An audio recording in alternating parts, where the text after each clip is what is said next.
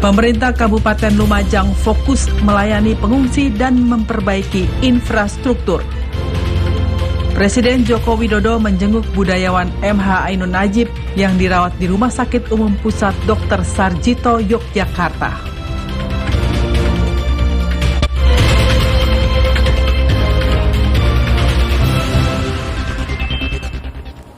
Selamat malam saudara, Anda sedang menyaksikan Klik Indonesia Malam. Hari ini Senin 10 Juli 2023 bersama saya Fedri Ramadan.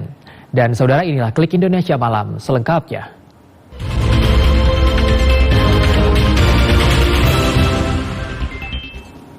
Kita awali berita utama hari ini saudara. Pemerintah Kabupaten Lumajang, Jawa Timur melalui Satgas Bencana Banjir Lahar Semeru akan fokus menangani pengungsi dan melakukan pemulihan darurat infrastruktur jalan.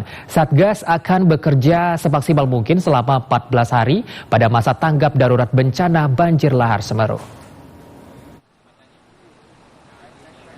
Bupati Lumajang, Thorikul Haq akan melakukan penanganan pengungsi dan pemulihan infrastruktur di Kecamatan Pronojiwo yang belum bisa diakses karena terdampak banjir lahar. Bupati Lumajang mengatakan kecamatan yang belum bisa diakses karena terdampak banjir lahar akan menjadi prioritas Satgas. Berdasarkan data dari pemerintah Kabupaten Lumajang, jumlah pengungsi berada di 12 tempat yang terdampak banjir lahar dan jumlah pengungsi mencapai lebih dari 450 orang. Warga yang berada di tempat pengungsian berasal dari 6 kecamatan, yakni Kecamatan Pasirian, Kecamatan Tempeh, Kecamatan Candipuro, Kecamatan Pronojiwo, Kecamatan Pasru Jambe, dan Kecamatan Tempur Sari. Data jumlah pengungsi ini diperbarui dalam 12 jam sekali dan bisa jadi akan ada perubahan sesuai situasi di lapangan. PT PLN telah mengatasi pemadaman listrik di sejumlah wilayah Kabupaten Lumajang akibat terkena imbas dari luapan air banjir lahar dingin Gunung Semeru. General Manager PLN Unit Induk Distribusi Jawa Timur Lasiran mengatakan telah memperbaiki 100% aliran listrik di wilayah yang terimbas banjir lahar Semeru. Sementara itu saudara, Menteri Koordinator Bidang Pembangunan Manusia dan Kebudayaan Muhadjir Effendi menghimbau bagi warga yang berada di kawasan zona merah peta rawan bencana Gunung Semeru di Kabupaten Lumajang, Jawa Timur untuk menempati hunian relokasi yang sudah disiapkan oleh pemerintah daerah setempat. Menteri Koordinator Bidang Pembangunan Manusia dan Kebudayaan Muhadjir Effendi menemukan masih ada beberapa warga yang sudah memiliki rumah di hunian relokasi namun tidak menempati. Menko PMK Muhadjir Effendi menegaskan bagi warga yang telah memiliki rumah hunian harus ditempati. Menko PMK Muhadjir meminta warga untuk tetap mengikuti arahan pemerintah demi keselamatan sehingga seharusnya segera pindah ke hunian tetap yang telah disediakan pemerintah di Desa Sumber Mujur. Menko PMK meminta pemerintah Kabupaten Lumajang merobohkan rumah lama milik warga yang sudah menerima hunian tetap di Desa Sumber Mujur, Kecamatan Candipuro, Kabupaten Lumajang, Jawa Timur. Karena warga yang telah menerima huntap pasca erupsi Gunung Semeru 2021 itu masih berada di hunian lama. Sebanyak 1.951 hunian telah disediakan pemerintah di Desa Sumber Mujur untuk warga di lereng Gunung Semeru yang masuk dalam peta KRB 3 atau zona merah usai bencana erupsi Gunung Semeru 2021. Sampai saat ini sebanyak 1.833 warga telah menerima kunci hunian. Namun tidak sedikit warga yang tidak tinggal di huntap dan memilih tinggal di tempat lamanya. Saudara, angin kencang dan gelombang tinggi melanda sepanjang kawasan pantai selatan Pulau Jawa sejak beberapa waktu terakhir dan membuat sejumlah nelayan di Kabupaten Kulon Progo berhenti melaut. Para nelayan bahkan terpaksa menghentikan aktivitasnya dan harus menganggur lebih dari 2 bulan. Belasan perahu nelayan di kawasan Pantai Congot yang terletak di Dusun Sangkaran, Kelurahan Jangkaran, Yogyakarta, sudah lebih dari 2 bulan terakhir harus bersandar karena tidak lagi digunakan.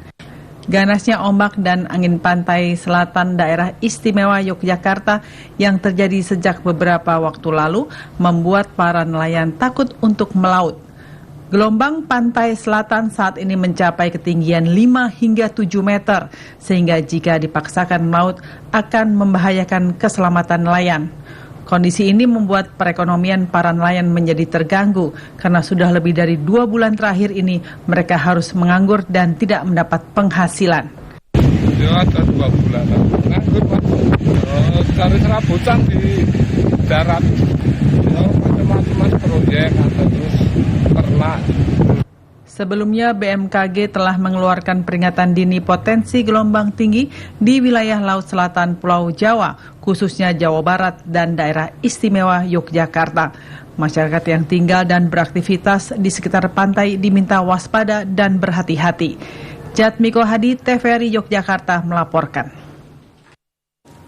Sementara itu, Saudara, Kementerian Pertanian menghentikan lalu lintas hewan dari daerah tertular sebagai penanganan penyakit zoonosis antraks yang ditemukan di Kabupaten Gunung Kidul, Yogyakarta. Direktur Kesehatan Hewan Kementerian Pertanian Nuryani Zainuddin mengatakan daerah yang terisolir dari penyakit tersebut terdapat di beberapa wilayah. Direktur Kesehatan Hewan Kementerian Pertanian Nuryani Zainuddin mengatakan, Kementerian Pertanian akan langsung menangani penyakit zoonosis antraks yang ditemukan di Kabupaten Gunung Kidul, Yogyakarta. Direktur Kesehatan Hewan Kementerian Pertanian Nuryani Zainuddin mengatakan, Kementerian Pertanian telah mendistribusikan logistik obat-obatan antibiotik, vitamin, serta cairan disinfektan sebagai perangkat utama dinas setempat dalam menangani kasus ini.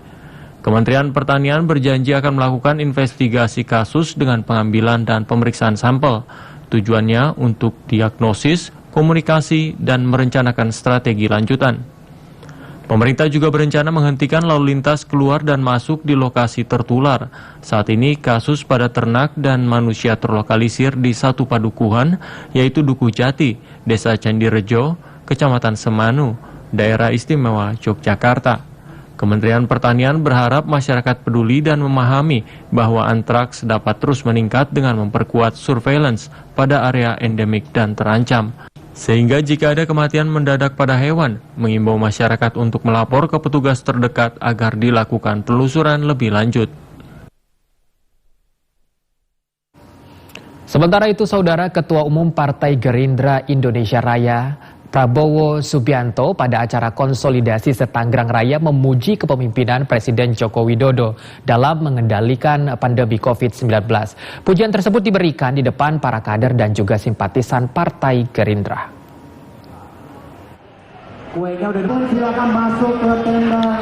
Ketua Umum Partai Gerindra Prabowo Subianto memuji kepemimpinan Presiden Joko Widodo dalam hal menangani pandemi COVID-19 selama 3 tahun di Indonesia. Pada kegiatan konsolidasi Partai Gerindra se-Tangerang Raya, Ketum Gerindra Prabowo Subianto mengatakan dunia mengalami krisis ekonomi karena pandemi COVID-19. Namun pemerintah Indonesia mampu bangkit dengan cepat.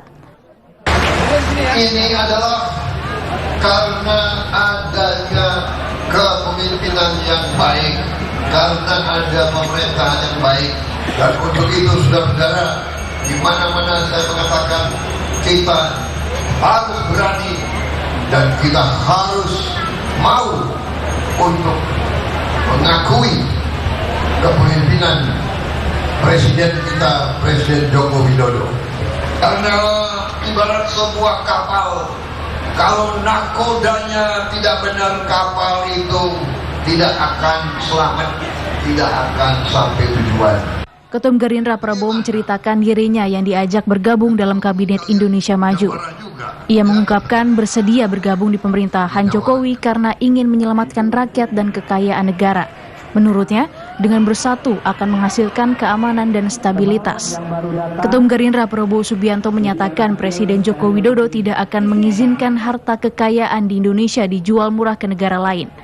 Presiden Jokowi meminta untuk kekayaan alam di Indonesia harus diolah di tanah air sendiri. Sementara itu, Saudara, Partai Gerindra menyatakan pertemuan yang dilakukan PKB dengan PDIP bukan sebuah manuver untuk meninggalkan Koalisi Kebangkitan Indonesia Raya. Gerindra menilai pertemuan antar politik meski berbeda koalisi merupakan hal yang biasa.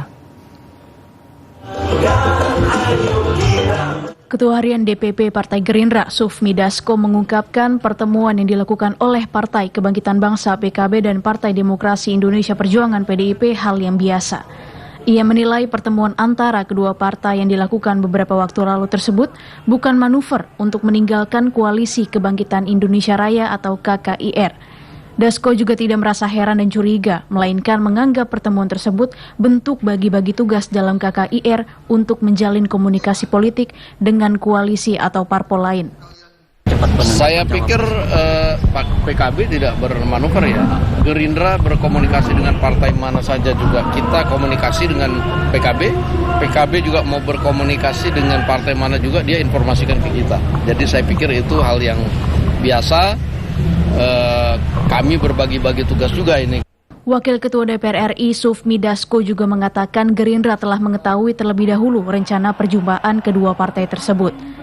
Sebelumnya Ketua Badan Pemenangan Pemilu Bapilu PDIP Bambang Wuryanto mengakui pihaknya sempat melakukan pertemuan dengan perwakilan dari PKB di DPR pada Selasa 4 Juli lalu.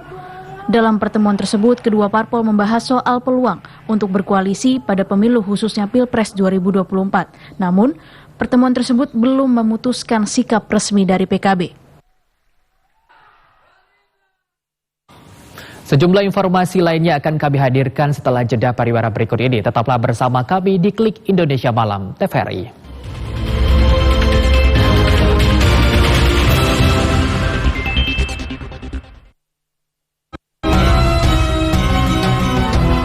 Di dekat alun-alun Tuban, ada makam Sunan Bonang.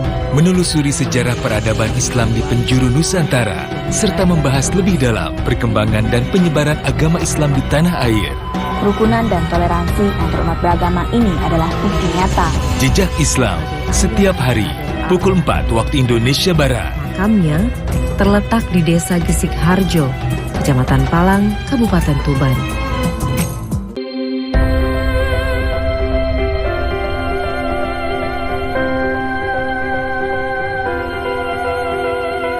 Ragam informasi seputar realita kehidupan masyarakat, serta mengangkat topik mendalam yang terjadi dari seluruh penjuru Indonesia. Inspirasi Indonesia, setiap hari, pukul 14.30 waktu Indonesia Barat. Menjelajahi keindahan alam yang memukau, melihat keunikan budaya yang mempesona, merasakan kuliner khas yang memanjakan lidah. Itu yang bikin beda, itu yang bikin beda. Hebat ya, bambu bisa disulap menjadi berbagai jenis kerajinan yang sangat unik. Pesona Indonesia, setiap hari, pukul 14 waktu Indonesia Barat.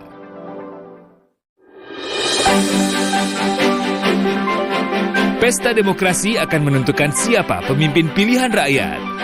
Bagaimana dan siapa pilihan Anda?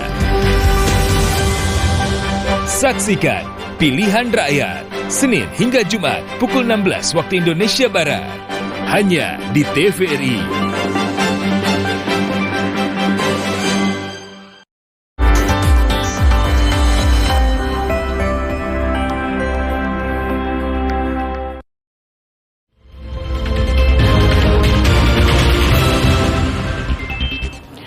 Baik, terima kasih pemirsa, Anda masih bersama kami di Klik Indonesia Malam TVRI. Ya, saudara, kita beralih ke informasi berikutnya. Presiden Joko Widodo menjenguk budayawan MH Ainun Najib yang dirawat di Rumah Sakit Umum Pusat Dr. Sarjito.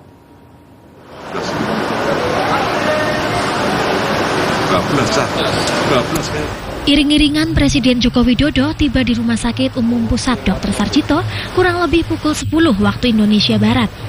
Awak media yang sejak pagi sudah menunggu di depan lobi gedung bedah sentral terpadu sempat terkecoh karena rombongan memasuki gedung melalui pintu sebelah barat atau ruang jantung terpadu.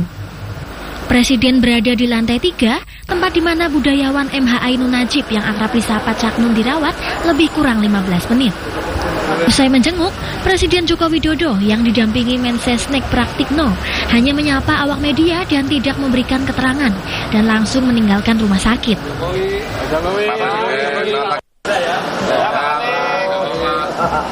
Kepala Bagian Hukum dan Humas RSUP Dr. Sarjito, Banu Hermawan, membenarkan bahwa Presiden menjenguk budayawan Emma Ainun Najib yang dirawat di Sarjito sejak hari Kamis 6 Juli lalu. Presiden ditemui istri Caknun Novia Kolopaking dan anak-anaknya. Kunjungan beliau sekitar 15 menitan. Ya. Bertemu dengan langsung atau keluarga? Bertemu dengan istri MH, Mbak Novia, dan beserta putranya Mas Sabra. Itu aja nih. Seperti diketahui, budayawan Emma Ainun Najib yang akrab disapa Caknun dilarikan ke RSUP Dr. Sarjito karena mengalami pendarahan otak. Hingga kini, pihak keluarga belum memberikan keterangan terkait kondisi terkini Caknun. Tri Hartanto, TVRI Yogyakarta, melaporkan. Sementara itu, Saudara, Konsumen Perumahan Nasional atau Koperumnas berkomitmen membantu masyarakat perumahan berbasis syariah berkualitas. Hal tersebut bertujuan untuk membantu pemerintah dalam menyediakan perumahan bagi masyarakat yang berpenghasilan tidak tetap. Pembangunan perumahan berbasis syariah yang layak untuk huni tanpa riba untuk masyarakat yang berpenghasilan tidak tetap akan terus dilanjutkan. Hal ini bertujuan untuk mencukupi kebutuhan warga akan hunian yang layak dan dapat dijangkau oleh semua lapisan masyarakat. Saat serah terima kunci di Bogor, Jawa Barat, Direktur Utama PT Koperumnas Aris Suwirya menyatakan Koperumnas merupakan pengembang perumahan yang mengedepankan akhlak syariah yang menghindari riba dan keuntungan. Kelebihan Koperumnas ini pertama untuk mendapatkan rumahnya sangat mudah karena hanya dengan KTP NKRI dan napas saja. Kenapa napas? Kalau napas berarti hidup. Asal mau ikhtiar pasti bisa ngangsur. Ini sebagai sumbangsi Koperumnas kepada pemerintah yang bisa menyerahkan rumah kepada saudara kita yang berpenghasilan tidak tetap. Tukang parkir, tukang ojek, pedagang kaki lima, supir angkot, kuli bangunan. Dan insya Allah target semuanya itu di 500 unit. Saya mohon doanya buat teman-teman, semoga Tante Besti bisa membantu MBR ataupun janda duda jomblo atau TKW di luar sana yang ingin punya rumah. Insya Allah KTP dengan napas Anda bisa punya rumah, karena kami membangunnya tanpa riba, tanpa investor, tanpa bank. Maka rumah ini harus dirawat dengan sebaik-baiknya. Dengan adanya pengembang perumahan berbasis syariah, maka masyarakat khususnya yang berpenghasilan rendah diharapkan dapat memiliki rumah dengan mudah dan terhindar dari riba. Menteri Agama Yakut Khalil Qaumas berharap agar kuota petugas untuk penyelenggaraan ibadah haji tahun depan dapat ditambah. Ini mengingatkan proporsi jamaah yang petugas di mana petugas haji yang kami maksud tidak seimbang. Jumlah jemaah yang terus bertambah setiap tahunnya menjadi perhatian khusus Kementerian Agama Republik Indonesia dalam memaksimalkan pelayanan kepada jemaah haji. Untuk itu, Menteri Agama Yakut Khalil Qaumas berharap kuota petugas penyelenggaraan ibadah haji pun dapat ditambah agar pelayanan kepada jemaah haji pun dapat lebih maksimal. Menak Yakut menilai kuota petugas ibadah haji saat ini masih sangat jauh dari ideal. Sehingga penambahan ini menjadi begitu penting karena banyak tugas berat yang membutuhkan banyak petugas dalam penyelesaiannya. Untuk perbandingannya saat ini, satu petugas bertanggung jawab untuk 50 orang jemaah. Ini juga harus disesuaikan dengan lingkup kerja petugas yang tersebar di berbagai daerah seperti daerah kerja bandara, Mekah, dan Madinah. Tanggung jawab para petugas haji pun semakin meningkat seiring makin banyaknya jemaah haji lanjut usia yang membutuhkan bantuan. Kedepannya, Kemenak akan berkoordinasi dengan pemerintah Arab Saudi terutama untuk urusan operasional petugas yang bekerja saat puncak haji di Arafah, Musdalifah, dan Mina. Pada penyelenggaraan ibadah haji 2023, sekitar 4.000-an petugas haji diberangkatkan untuk melayani para jemaah haji.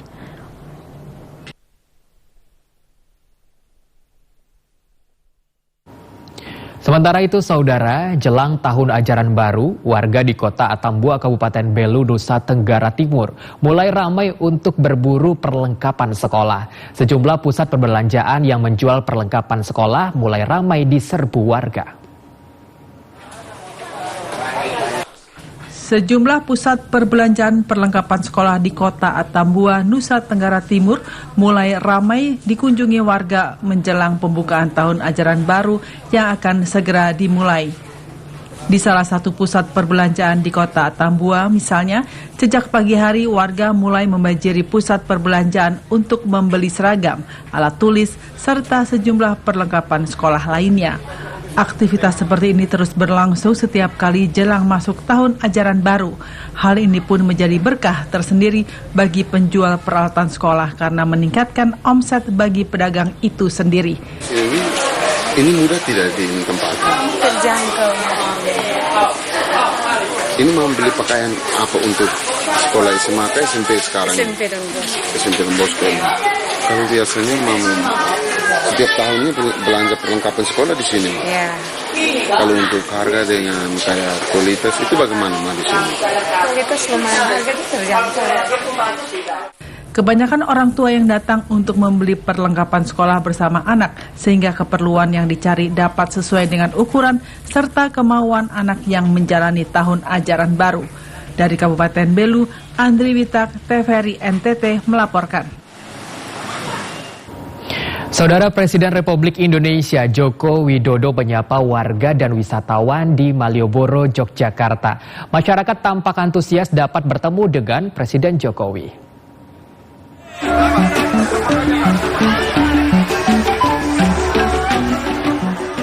Malam minggu di Malioboro saat itu terasa istimewa bagi warga daerah istimewa Yogyakarta dan para wisatawan domestik. Suasana jalan Malioboro semakin ramai dengan kehadiran Presiden Republik Indonesia Joko Widodo. Presiden Jokowi mulai menyapa warga di Jalan Malioboro, Kota Yogyakarta sekitar pukul 21 lebih 15 menit waktu Indonesia Barat. Tidak sedikit warga yang meminta foto bareng bersama Presiden Jokowi. Kedatangan Presiden Republik Indonesia Joko Widodo sontak membuat terkejut wisatawan yang juga sedang berkunjung ke Jalan Malioboro. Tak hanya warga dan wisatawan, sebagian pedagang di teras Malioboro 2 pun juga terkejut Presiden Republik Indonesia Joko Widodo. Mereka mengucapkan terima kasih orang nomor 1 di Republik ini telah berkunjung di kawasan wisata legendaris dan favorit pengunjung tersebut. Usai menyapa warga di kawasan Malioboro, Presiden Republik Indonesia Joko Widodo kembali ke Istana Kepresidenan Yogyakarta. Herdian Giri dan Ucon Tritama, TVRI Yogyakarta, melaporkan. Sementara itu, Saudara, Polri menggelar Judo Kapolri Cup di Padepokan Pencaksilat Taman Mini Indonesia Indah TMII Jakarta Timur. Dalam momen tersebut, Kapolri Jenderal Polisi Listio Sigit Prabowo ikut meramaikan dengan bermain langsung judo. Kapolri Jenderal Polisi Listio Sigit Prabowo yang mulanya mengenakan baju kaos berganti pakaian mengenakan baju judo berwarna putih. Sigit beranjak dari kursinya dan menuju area pertandingan. Rupanya Sigit hendak unjuk langsung kebolehannya dalam olahraga yang berasal dari negara Jepang tersebut. Sigit melawan salah satu anggota yang juga diketahui sebagai mantan atlet judo, yakni Kombes Yudi. Keduanya terlihat memasang kuda-kuda dan bersiap menyerang satu sama lain. Keduanya tampak sama-sama berusaha menjatuhkan. Dengan gagahnya, Sigit kemudian membanting lawannya ke lantai. Total 2 kali Kombes Yudi dibanting Sigit. Aksi Kapolri tersebut sontak mengundang gemuruh tepuk tangan dan teriakan dari para penonton. Aksi tersebut disaksikan langsung oleh Pangkostrat sekaligus Ketua Umum Pengurus Besar Persatuan Judo Seluruh Indonesia PBPJSI Letjen TNI Maruli Simanjuntak. Pertandingan judo tersebut masuk ke dalam rangkaian Hari Bayangkara ke-77 tahun 2023. Acara berlangsung sejak 7 sampai 9 Juli 2023 di Padepokan Pencaksilat Indonesia, Taman Mini Indonesia Indah, Jakarta Timur. Ya, Saudara, dari informasi judo kita beralih ke informasi dari Sumatera Selatan. Usaha budidaya pembibitan perikanan jenis ikan gurame di Kabupaten Musika Rawas, Sumatera Selatan cukup menjanjikan dan menguntungkan. Petani pembudidaya ikan air tawar ini mampu meraup omset hingga belasan juta rupiah setiap bulannya. tertarik pokok ikan itu. Selain sebagai sentra tanaman padi, Kabupaten Musirawas juga menjadi salah satu daerah sentra penghasil ikan air tawar di Provinsi Sumatera Selatan. Usaha pembibitan ikan air tawar milik salah seorang petani gurame, Herman, cukup menjanjikan di kawasan Desa Kerwanjaya, Kecamatan Muara Beliti, Kabupaten Musirawas. Usaha budidaya yang telah ditekuninya sejak tahun 2015 ini dapat menghidupi keluarga dan sejumlah pekerja lokal. Herman menjelaskan, bibit ikan gurame dijual dengan harga yang beragam. Ikan paling kecil dengan usia 2 minggu dijual seharga Rp250 per ekor. Sedangkan bibit ikan gurame yang paling besar senilai Rp1.200 per ekor. Herman mengaku penghasilan yang didapat mencapai Rp12 juta per bulan. Di sini kan ini pembenihan, jadi untuk pendendaran di daerah lain, istilahnya berbagi rezeki. Kalau ini ikannya berapa harganya kita yang biasa ambil? Di sini mulai dari 300 perak, itu harga standar ngambil di sini, cuman belum packing, belum oksigen. Ada yang harga 1.000, 1.200, 1.500. Paling banyak pesanan yang di 300 perak, jadi siapa cepat dia dapat. Herman menambahkan pemesanan juga datang dari luar Sumatera Selatan seperti Jambi dan Bengkulu. Dari Lubuk Linggau, Ferry Setiawan, TVRI Sumatera Selatan melaporkan. Ya, saudara, informasi budidaya gurame baru saja sekaligus mengakhiri perjumpaan kita di Klik Indonesia Malam TVRI hari ini. Akhirnya, saya Fedri Ramadan mewakili seluruh kerabat kerja yang bertugas mengucapkan terima kasih atas segala perhatian Anda. Selamat malam, selamat beristirahat, dan sampai jumpa.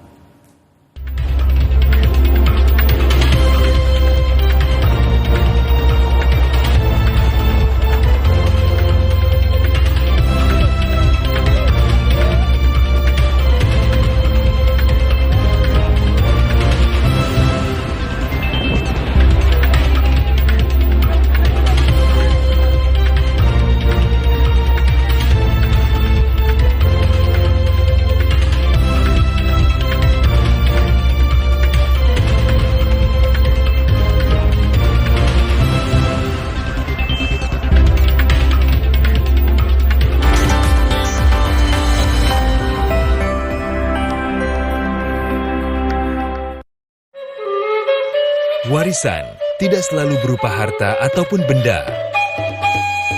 Melalui kerja keras, ketelitian, dan ketekunan, lahirlah mahakarya budaya terbaik kebanggaan bangsa.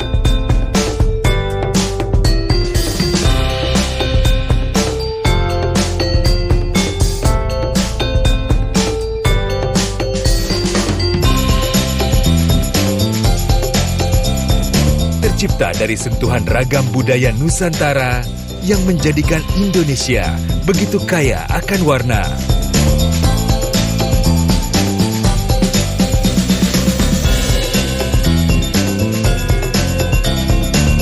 Cintai mahakarya Indonesia. Lestarikan batik, warisan budaya Indonesia.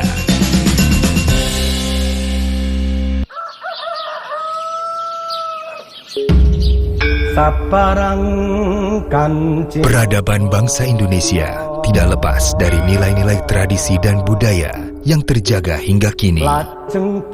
Keris, puncak karya budaya seni metalurgi, mulanya diciptakan sebagai senjata tradisional milik Nusantara.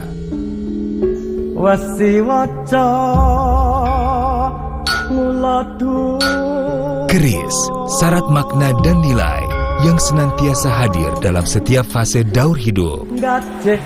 Lipatan besi yang ditempa hingga membentuk lekukan yang eksotik, kuat, tajam, nan indah. Dan bukan semata berkelok-kelok, namun sebagai perwujudan ruang kosmis sembahyang. Bilah dan konjonya menunjukkan rasa mendalam hubungan antar manusia dengan Tuhan. Kanggene marang Progusti. UNESCO resmi menobatkan keris sebagai warisan